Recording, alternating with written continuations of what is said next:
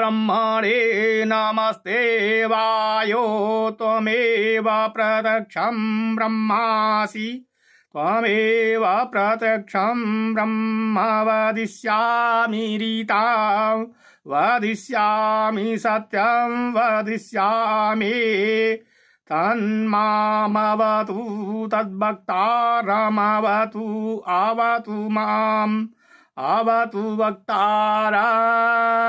ॐ शान्तिः शान्तिः शान्तिः।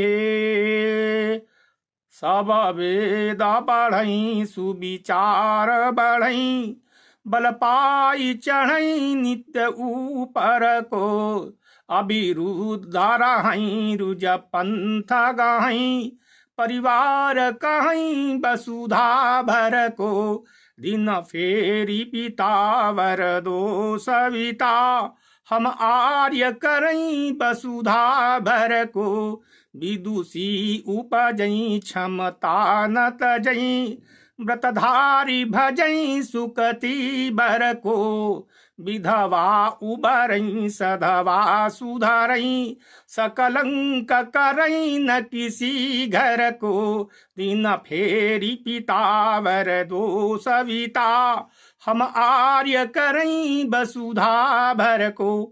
मैं पंडित विजेंदु सारस्वत अनंत हरिगोविंद चैनल में आप सभी का स्वागत करता हूं।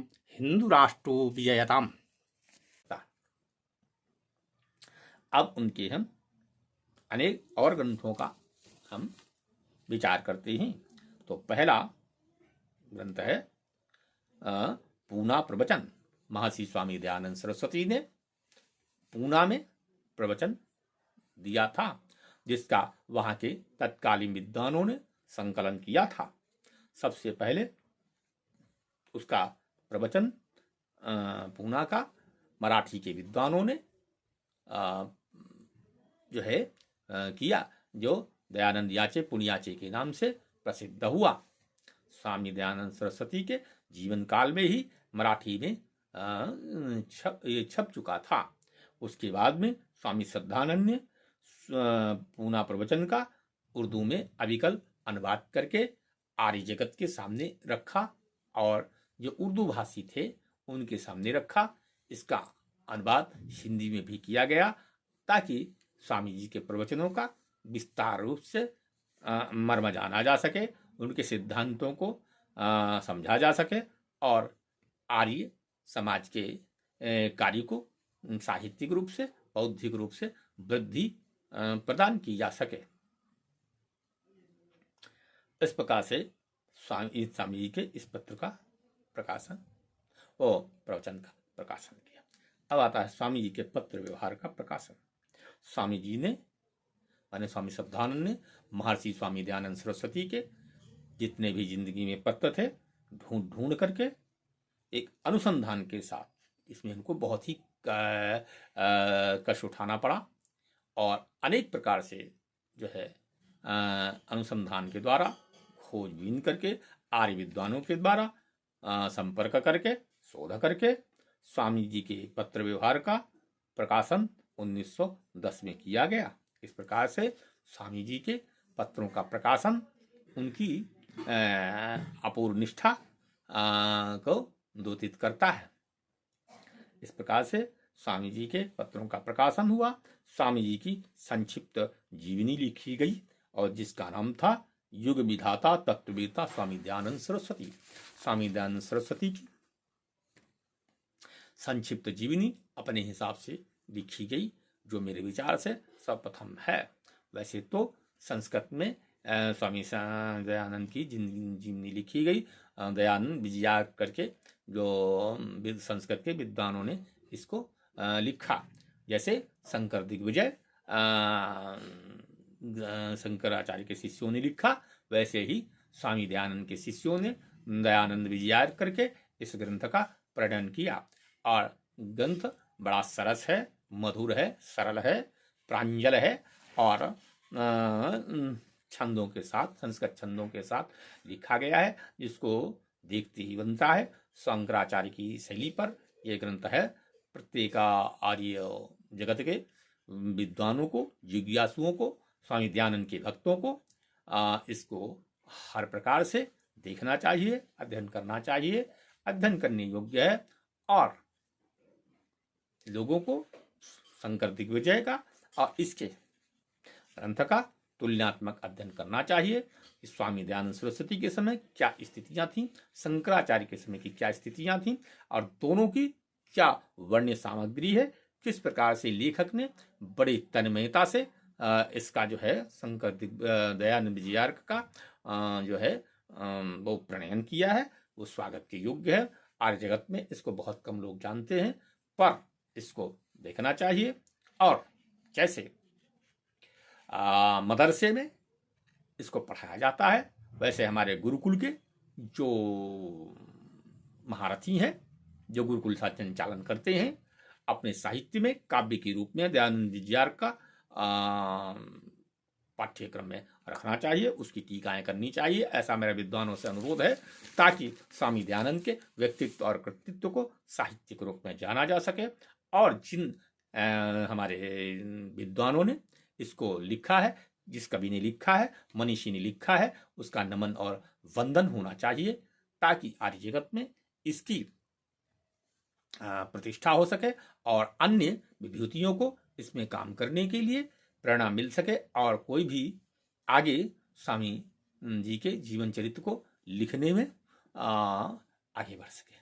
जिस प्रकार से अनेक रूप में नाना प्रकार के ग्रंथ लिखे गए हैं, उसी प्रकार से यह ग्रंथ भी लिखा जाए, अनेक रूपों में परिभाषित किया जाए। जैसे शंकराचार्य के भाष्यों में अनेक प्रकार से लिखा गया, पार्थिव के रूप में लिखा गया, भाष्य में लिखा गया, टीकाएं लिखी गई, कालिदास के काव्य ग्रंथों को टीका में लिखा गया। मेरा ये विद्वानों से निवेदन है, दयानंद विजयार्क टीकाएं की जाएं, भाष्य किए जाएं, लोग विस्तृत उसका चिंतन किया जाए, ताकि हमारे विद्वानों का वैदुष्य प्रमाणित हो और मलिनाथ की टीका की तरह एक दिन दयानंद विजयार्क की टीका भी इसी रूप में प्रसिद्ध हो। यह मेरी कामना है, यही मेरी इच्छा है। और स्वामी दयानंद का यश वैभव, उनका कृत्य युगों युगों तक प्रतिष्ठित रहे, ऐसी मेरी कामना है, ऐसी मेरी भावना है। मैं आर्यजनों का आवाहन करता हूँ, आर्य समाजियों का आवाहन करता हूँ, आर्य विद्वानों से आवाहन करता हूँ, वो इस कार्य को शीघ्र से शीघ्र संपादित करें, संपन्न करें। यही मेरी इच्छा है, यही मेरी कामना भी है। इस प्रकार से जीवनी उन्होंने लिखी और जीवनी में अपने हिसाब से उसको परिभाषित किया। अब आता है आर्य जगत के विद्वान लेखराम। स्वामी श्रद्धानंद को तो सभी लोग जानते हैं, पर आर्य जगत के मूर्धन्य विद्वान, त्यागी तपस्वी, अमर शहीद लेखराम को बहुत कम आर्य समाज के बाहर जाते हैं। मेरी ये इच्छा है, जो गुरुकुल के छात्र हैं, वो जीवनी के रूप में स्वामी वो लेखराम को पढ़ाया जाए। ऐसे और लोग इतिहास के रूप में पढ़ाते हैं, हमारे पूर्वज के रूप में पढ़ाते हैं। गुरुकुलों में हमारे जो आर्य जगत के त्यागी तपस्वी जैसे लेखराम हैं, स्वामी दर्शनानंद हैं और राजपाल हैं और शिव प्रसाद महोपदेशक हैं, पंडित शांति प्रकाश जी हैं, ऐसे नाना प्रकार के विद्वानों का एक अध्ययन हो और उसका विस्तार से प्रकाशन हो। जो हिंदी साहित्य के मनीषी जैसे हमारे पद्मपत शर्मा हैं, पंडित नाथूराम शंकर हैं, प्रकाश कवि रत्न अजमेर हैं, आर्य जगत के हिंदी साहित्य के कोश की वृद्धि करने वाले ऐसे विद्वानों का आर्य समाज ढूंढ करके लाए, उनका शोध करे, उनका प्रचार करे और हिंदी साहित्य की जगह में आर्य समाजी विद्वानों का क्या योगदान रहा है हिंदी को प्रतिष्ठित करने में, हिंदी को प्रतिष्ठित करने में आर्य विद्वानों ने किस किस प्रकार के कष्ट सहन किए हैं, इसका उल्लेख किया जाए, नई पीढ़ी को बताया जाए, तो मैं समझता हूं आर्य जगत के सिद्धांतों का काफी कुछ प्रचार होगा, हिंदुत्व का प्रचार होगा, आर्यत्व का प्रचार होगा, राष्ट्रीयता की वृद्धि होगी। ऐसी मेरी दृढ़ भावना है, ये मेरी सोच है, यही मेरा चिंतन है। और इस पर प्रत्येक आर्य विद्वानों को ध्यान देना चाहिए, आर्य प्रतिनिधि सभाओं को ध्यान देना चाहिए, शोध संस्थाओं को ध्यान देना चाहिए, परोपकारिणी सभा को ध्यान देना चाहिए, वैदिक यंत्रालय को ध्यान देना चाहिए, गुरुकुलों को ध्यान देना चाहिए। इस प्रकार से मैं भी क्या कहूँ, जितना अधिक से अधिक हो सके हमारे आर्य विद्वानों को प्रतिष्ठित करने की कोशिश की जानी चाहिए। अब लेखराम की विषय में मैं आता हूं। लेखराम आर्य जगत के मूर्धन्य प्रतिष्ठित अरबी के विद्वान थे और अनुसंधानकर्ता थे। आर्य समाज के वो ऐसे शिल्पी थे जिन्होंने स्वामी दयानंद सरस्वती की जीवनी की खोज के लिए अपना पूरा जीवन समर्पित कर दिया। राजस्थान राजपुतानी में रहे, पंजाब में रहे, बहुत जगह वो गए और खोज खोज करके स्वामी जी के जीवनी को उन्होंने लिखा और उसके अनेक वृत्तों को रखा और स्वामी जी के जीवन की खोज करने के कारण उनका नाम आर्य मुसाफिर रखा गया। वहीं से वो आर्य मुसाफिर या आर्य पथिक के नाम से जाने जाने लगे। वो अच्छे लेखक थे, कुशल वक्ता थे, संगठक करता थे। उनका विचार था वो आर्य समाज नहीं है जिसमें समाज के प्रत्येक वर्ग का समावेश नहीं है। एक बार की बात है, पंडित लेखराम एक समाज में गए, वहां स्वामी श्रद्धानंद भी गए थे, उनकी फोड़ा था। लोगों ने कहा कि आप डॉक्टर को दिखा लीजिए। पंडित लेखराम ने कहा कोई आर्य डॉक्टर है? पर आर्य समाजियों ने अपनी आदत के हिसाब से नाक भौं सिखा करके कहा इसमें आर्य अनार्य की क्या बात है, डॉक्टर के पास चला जाए। पंडित लेखराम ने तुरंत उत्तर दिया, जिस समाज में एक योग्य डॉक्टर भी नहीं है, क्या वो खाकारी समाज है? क्या उसने खाकारी समाज की सेवा की है? उसने आर्य समाज का काम क्या किया है?